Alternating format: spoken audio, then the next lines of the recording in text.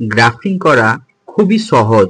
একবার যদি আপনারা টেকনিকটা ভালো করে শিখে যান, তা টেকনিকটা কি সেটা আমি আপনাদেরকে স্টেপ বাই স্টেপ ভালো করে বুঝিয়ে দেব এবং দেখিয়ে দেব।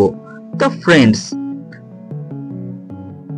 আমি হলাম রাহুল আর আপনারা দেখছেন হর্টিকালচার অ্যান্ড নার্সারি। এই চ্যানেলটিতে আপনি যদি প্রথম দেখে থাকেন তাহলে আমার চ্যানেলটিকে সাবস্ক্রাইব করে নিন এইরকম আরো অনেক ভিডিও দেখার জন্য। আর এই ভিডিওটা যদি ভালো লেগে থাকে তাহলে লাইক করতে ভুলবেন না, শেয়ার করতে ভুলবেন না। 100% আমি আপনাকে গ্রাফটিং করা শিখিয়ে দেব। তো চলুন শুরু করা যাক। ফ্রেন্ডস, এটা হলো এলা গাছ, যাকে জংলি গাছ বলে। এই গাছটা যদি আপনি আশেপাশে কোথায় দেখতে পারেন তাহলে এর ডাল কালেক্ট করতে হবে। দেখুন, এই গাছে প্রচুর পরিমাণে কাঁটা থাকে, 7টা করে পাতা, আর গাছটা প্রচুর হেলদি গাছ, যেখানে থাকবে প্রচুর হেলদি। এই গাছের ডাল আপনাকে আনতে হবে। যদি আপনার বাগানে থাকে তাহলে এর 5-6টা ডাল আপনাকে কালেক্ট করতে হবে। কাটিং করে 6 থেকে 7 ইঞ্চি করে পিস পিস করবেন। তারপর পাতাগুলো একটা পরিষ্কার কাঁচি দিয়ে ভালো করে পরিষ্কার করে নেবেন। তারপর একটা বালতিতে অল্প কিছু ফাঙ্গিসাইড মিক্স করে এই ডালগুলো ভিজিয়ে রাখতে পারেন কিছুক্ষণের জন্য।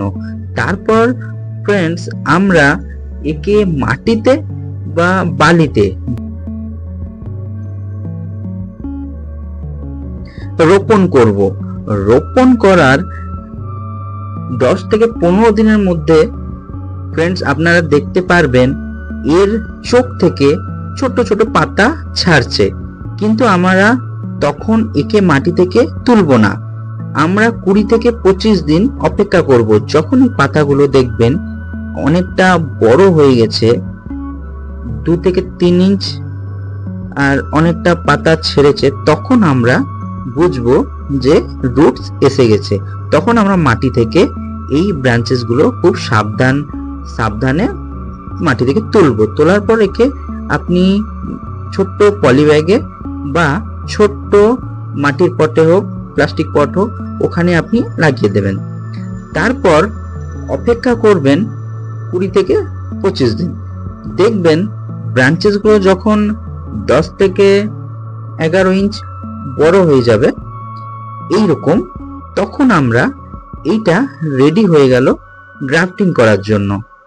দেখুন ফ্রেন্ডস, আমরা যে গ্রাফটিংটা করব সেটা কিন্তু এই জায়গায়, এই পাতাগুলো এখান থেকে সরিয়ে দেব। তারপর এই জায়গায় আমরা সেকেন্ড পার্টের জন্য অপেক্ষা করুন। আমি আপনাদেরকে খুব তাড়াতাড়ি গ্রাফটিং করার ভিডিওটা আপলোড করে শিখিয়ে দেব। ধন্যবাদ।